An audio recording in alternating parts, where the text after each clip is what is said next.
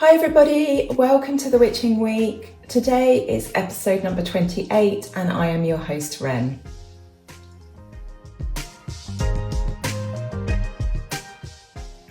Well, welcome back everybody, and hello if you are new to the channel. We've had quite a few new subscribers this week, which has been fantastic. So welcome, grab a cup of tea, there's plenty of time, get comfortable and let's talk about the events of the last week and the week ahead. So last week we had the Northern Lights. I spoke about it in my video. For those of you that didn't watch last week's video or aren't in the UK and aren't aware of what I'm talking about, we had a really unusual light show in that the Northern Lights could be seen as far south as Cornwall, which is pretty much unheard of. Usually it's Scotland and the sort of upper parts of England. Occasionally are lucky and get to see them. I've never seen them, I didn't see them, but we had some fantastic light shows. So thank you to Joanne, who was in the Cairngorms, who sent me this picture. I'm just going to put it up on screen now. And thank you to those of you who got in touch to tell me about your experiences and to talk about them. It's absolutely fascinating and I'm really gutted that I didn't get to see them myself, but I'm so pleased for so many of you that did. So we went from the Northern Lights last week to snow this week. Again, for some of us in the UK, that's quite unusual. I've seen snow since I've lived here, which is about 4.5 years. We did have some really heavy snow a couple of years ago, but on the whole, like in England, we can easily go 10 years and not see any snow, especially when I was younger. Now that I'm older, we do see it more often. I believe this is due to global warming because that means there's the moisture in the air, so that when the conditions are right, we're more likely to have that as precipitation. It started off as sort of a light snow shower yesterday morning, and then it kind of continued throughout the day. So really pretty, as you can see in the video footage that I'm putting up now. I'll let you just enjoy some of these pictures for a moment. And of course, snow is not just beautiful. I know it's a real pain in the arse. I think I'm allowed to say that, this is my channel. I know it's a real pain in the arse for people that are trying to get out and about. I know that it can be dangerous when old people fall over and stuff like that, but I've always really loved snow. But magically speaking, let's talk about that. So snow is a really useful magical tool.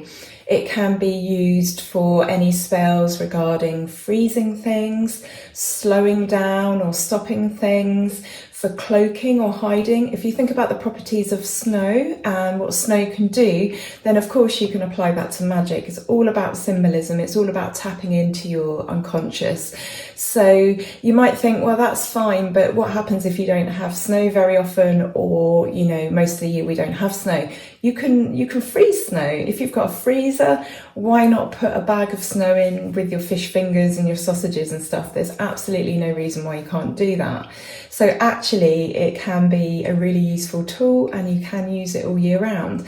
Another thing you can do is you can build a snowman, which is essentially a really large poppet. So you could build a snowman near to your home and he can watch over and guard you while you're in your home and while you're being kept safe and warm inside. So you can also make snowballs. So you could write an idea on a piece of paper and you could encase it in a snowball, and you can roll that snowball until it gets bigger and bigger.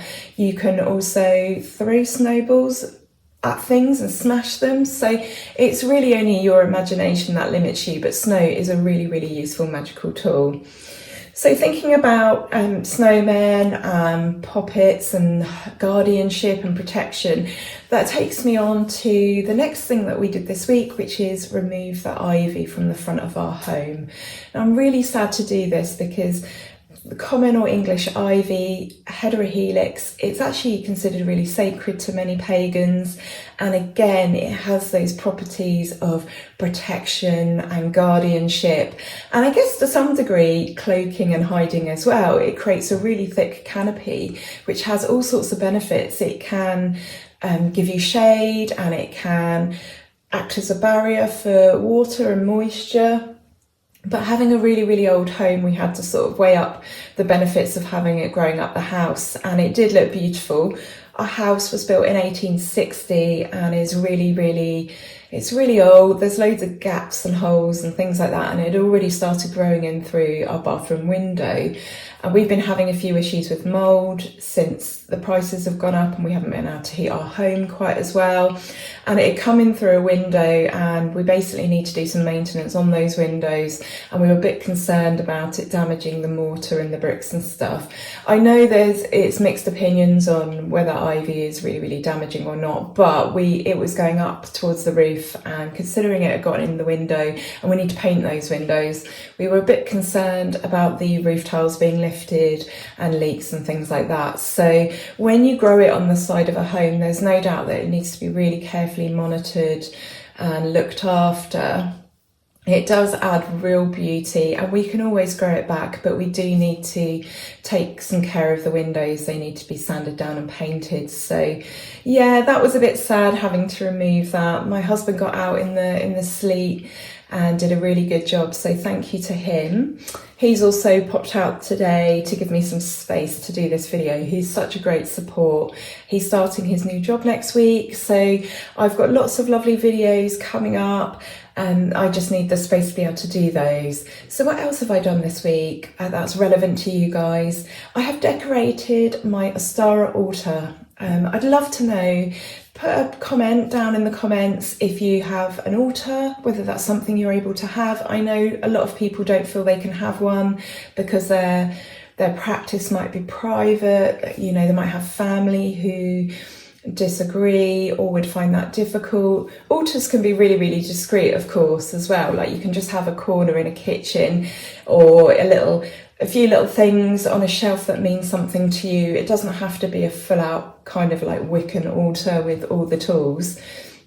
So this week I cleaned and I decorated and I tidied and I laid out my Astara altar. Maybe it's a little bit early, I don't know, but I felt like getting into those spring vibes, which is really funny considering that, you know, we've had quite a bit of snow this week and it's still very cold. But I'm under no illusion that, you know, spring hasn't started yet. We're only just really on the cusp. So as you can see from my altar, I've got greens and purples and yellows. You can add some pink in there. Basically, all the pastel colours are really good for Astara. Think of sunshine and flowers and all those lovely delicate things that we're starting to see. You could put some, I've just said you could put some pink on there, some gold maybe. I find that for me represents the sun, so of course the days are getting longer and warmer. And I've got hares on my altar, but you could add chicks, you could add, I don't see why you couldn't put lambs and sheep on there. I don't think they have to be restricted to Imbolc. Absolutely anything that you feel corresponds with this time of year. So you could go out and collect some foliage, you could get some spring flowers. I've got hyacinth and tulips and daffodils on mine, they're my favourite. Like I've said before, I would leave the snowdrops alone. By Astara, there are still maybe a few left. Leave them alone if you can. I just feel like they're better off in the ground and they're great for our early pollinators. So let me know in the comments, have you done your Astara altar? Do you even have an altar?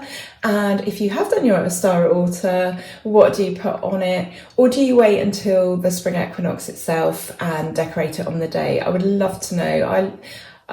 I don't think I'm a particularly nosy person, but I love learning the habits of other pagans. It's so interesting because there are so many variations. Obviously, you know, seasonally, we're all affected differently depending on our location.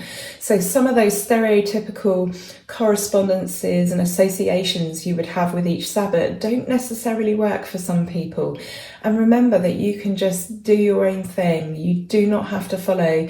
There's no set prescribed way of doing things. You do things your own way. I'm a really big advocate for that and for intuitive witchcraft. So as we're heading towards Astara, I spoke about balance last week and that I'm trying to find that balance in my diet and exercise. I have to admit I am still failing at that. It's still really cold and I'm still craving like warmer foods rather than salads. However, my stomach is really complaining. So I'm being forced to that. And it's really weird because I've experienced this at this time of year before. A couple of years ago, I completely overhauled my diet and I lost a lot of weight. because I was eating really clean, good foods. And it seems to be, I don't know if it's like all the treats of the winter. We've had Christmas not that long ago. And I don't know if it's the type of foods we eat in winter, but yeah, my body's really, really moaning at me. So although I've been struggling to find that balance, I feel like the season is sort of forcing that upon me. I've also looked at making some plans and some projects and making some intentions for this next turn of the wheel, for this growth period, this period where we've got more energy, and I'm waking up earlier as well. So that's been really good. How are you getting on with your Astara plans? I am looking to restart some hobbies. It's getting lighter in the evening now, which means that when I've finished everything that I need to do in the day, or I've rested because of my health or whatever, it means that come the evening, there's a little bit of light. So I'm picking my quilt up again. I showed you that in another episode, and I'm going to really make a concerted effort this year to get my quilt not finished, because I think it's going to take a few years, but to get a lot more done with it, because I'd sat on that project for so many years and only ever added like a few diamonds to that. So yeah, so that is my plan. That's how it's been going. We did say that we might try and get out somewhere for a day trip this last week. I mentioned that to you last week, and we did actually manage to go to Avebury. So for those of you who have never been, or perhaps you live outside of the UK, Avebury Stone Circle is a Neolithic henge which was built sometime around 4,000 to 5,000 years ago. It's comprised of 3 stone circles. Not all of those are left. Some of those have been removed, destroyed, used for building locally. But originally there were about 100 stones, and I believe that in the biggest circle there would have been about 30 stones making up that circle. So it's a really, really fantastic place. It's the only stone circle in the world with a pub in the centre. So this henge is so big that you actually have a village within the centre of the stone circle. So there's a little shop, there's the pub, there's a car park, there's a little hamlet of houses, and there's also a couple of really lovely shops. So there's one called the Henge Shop, and that has all sorts of witchy goodies in there. It's got books, and what else has it got? Jewellery and little sort of pagan knickknacks. And there's also another shop called Elements, which also sells similar things, incense, candles, but is mainly focused on crystals. So not only do we get to go down there and have a look at the stones and have a treat in the pub, we can also go to these lovely little shops. There's also a National Trust Centre. They've got a museum there. I seem to think, I've not been in there since I was a child, but I seem to think that there's a skeleton in there that they found, I think possibly in West Kennet Longbarrow, which is just a few miles up the road. I can't remember exactly, but anyway, if you've never been before, it's well worth the trip. It's absolutely beautiful, and I've spent many, many happy times there over the years with my friends, and yeah, it's always worth the trip. It's quite a long way for us. My husband always drives, bless him, but we go down, and we met some friends that we're all sort of scattered about now, so we met up with some close friends of ours.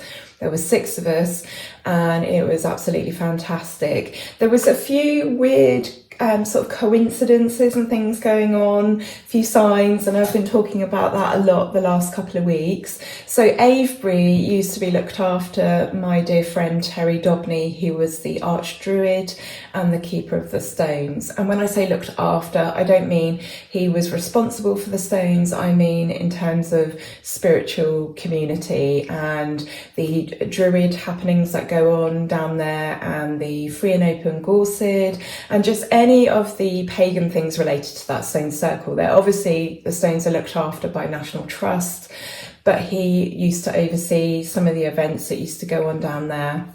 And he used to work the energy of the stones and work the energies of the land. And he was a really, really good friend of mine. And when we were walking through this certain little lane, we saw a load of motorbikes. And I said to my husband, I feel like that's a nod that Terry's really happy that we all managed to get together today, because he knows, you know, this is my group of friends. So we were there, we did leave some rosemary up in the long barrow in remembrance for our friend. And I didn't know this at the time we were going to do that, because my other friends hadn't arrived and my friend hadn't brought the rosemary with her. So we'd already mentioned Terry. He lived just outside of Avebury in West Kennet, not far from the Long Barrow. And I just said to my husband, you know, I kind of feel like he's around. Later on in the day, we bumped into his wife, which might not seem so unusual. You know, she lives just a couple of miles away. She's often in Avebury, but it was the most perfect timing. So she came to the pub with us and sat with us while we ate. And yeah, it was lovely to see her and catch up. And then looking back through the photos after the event, there's a picture that I took of me and my friends, and in the background you can just see a blue tractor. Now, blue tractors are really important to my family. My nan, who was very much the matriarch, the head of our family, she absolutely loved blue tractors. I don't know why, she just had a thing for them. She grew up in rural Suffolk and Norfolk, and so it was weird. It was kind of like an extra little nod. And also there was a friend of Terry's who turned up, who lives in Ireland and had only just heard that Terry had died. And he came into the pub and he walked around and he saw us sat at the table, and he just asked, he said, "This is a bit of a long shot, but I'm looking for," and said my friend's name, Terry's wife. And there she was sat at the table with us when she was about to go home when we bumped into her. So a very, very strange day, but really, really lovely day. We went up to West Kennet Long Barrow, as I've just mentioned, and left some rosemary. Rosemary is obviously associated with remembrance. And yeah, we left that for Terry. We had a bit of a joke because he didn't like green vegetables, although obviously it's a herb. He would only ever eat carrots and potatoes and things like that, but really lovely. And that's well worth a look as well. So that's on the outskirts of Avebury in a tiny place called West Kennet, and it is a chambered tomb. So it's a burial chamber, and that was also built in the Neolithic period from limestone that had been imported from the Cotswolds. So well worth a look. And then overlooking that is Silbury Hill. You can't go up the hill. Only Terry was allowed to go up there and work the energy of the hill. The middle had actually collapsed at some point, and it had been filled in and had numerous archaeological surveys and things like that. But it is absolutely magnificent. And I kind of feel like, I'm going to call her she, I kind of feel like she is really sacred, and we shouldn't go up her even if we felt like that, you know, even if that was okay. I just kind of feel like she's a guardian there, watching over the land, watching over the sacred land, and looking out for the people that enjoy visiting it. So it was really, really lovely to get out. It's been a long time since we had a proper day out like that. And if you've never been before, it's well worth a visit, the whole complex of sites. And if you're outside of the UK and you're thinking of visiting, then again, I would really, really recommend that. There's a lot going on in that area.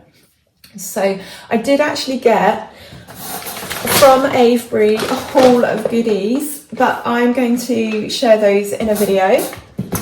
And also this week, my husband treated me, I've also got a haul of books as well, so I'm going to make a video on that as well and share, you know, the kind of books that I'm into, and just share some of those books because you might not have them and they might interest you.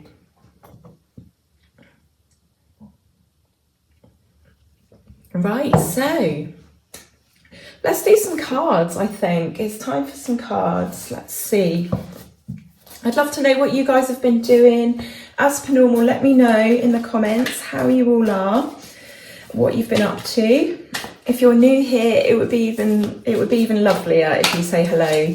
We're building a little community here. This is our little area of the internet, our safe little corner.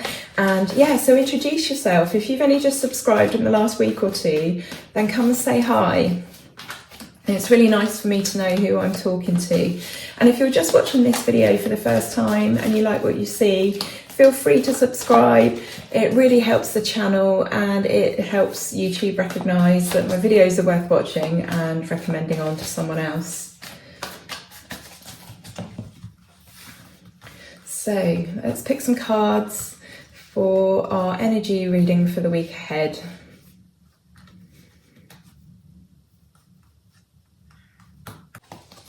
Okay, so we have got the Ace of Wands, we've got the Two of Wands, we have got the Seven of Swords, and we have got the Four of Swords, which I think that one came up last week, didn't it? It's really weird like that. This happens every week. We seem to get a card that will jump and will sort of follow, and then it will change, and then that card will stick around for a little bit. So it's really actually interesting. As we do more of these, it's interesting to see some sort of patterns form, really, to be honest, and see if the message for the week is still sort of left over from last week, which would make sense because our weeks aren't cut into set chunks, are they? They move forwards and flows. So yeah, so let's go for this. I think this message this week feels very much about making new plans. So if there is a plan or an idea or something that you have been wanting to start, then this is basically a massive thumbs up. This is a green light. This is go ahead, go for it. Obviously, there might be challenges and obstacles that you'll need to overcome, and it's down to you to grow this into something sustainable and substantial. But you can do this, and you can do this organically. It will just take work and determination. And you've got the whole world at your fingertips. But I also feel like you'll not be able to do this, and you'll not be able to complete this until you've got some sort of firm foundation in place. So with this idea, you need to create a plan. You need to create a plan. You need to set it out. You need to think it through. You need to build that strong foundation so that you feel confident moving forwards. And I would say if there's an element of this plan or project that you have been thinking about, don't be sneaky about this. If you're sneaky, or you try to cut corners and you're underhand in any way, then there's going to be two outcomes. You're either going to be lucky and get away with it, which is never a good feeling. It's never good to lack integrity and not do things the right way, or you are going to get found out, and then people are going to see you for what you are if you cheat in that way. So I think the advice here really is to make sure you rest and you take breaks, and then that way you're not going to get overwhelmed. You're not going to be forced to cut corners, or maybe just not do things the correct way. So but this is a massive green light. This is a thumbs up. This is a completely go for it, because there are positive, successful outcomes on the horizon. So that is our Witching Week episode concluded for this week. Thank you so much for being here, and I hope that you will keep safe and well for the next week, and I will be back next week with another episode. So lots of love for now. Oh yeah, and I forgot to mention I'm wearing my onesie. I'm so sorry, but it's so cold in here. It's probably really unprofessional of me, but this is me, warts and all. So stay safe, stay well, stay warm, and I shall see you all next week for another episode. All right, take care, lots of love, goodbye.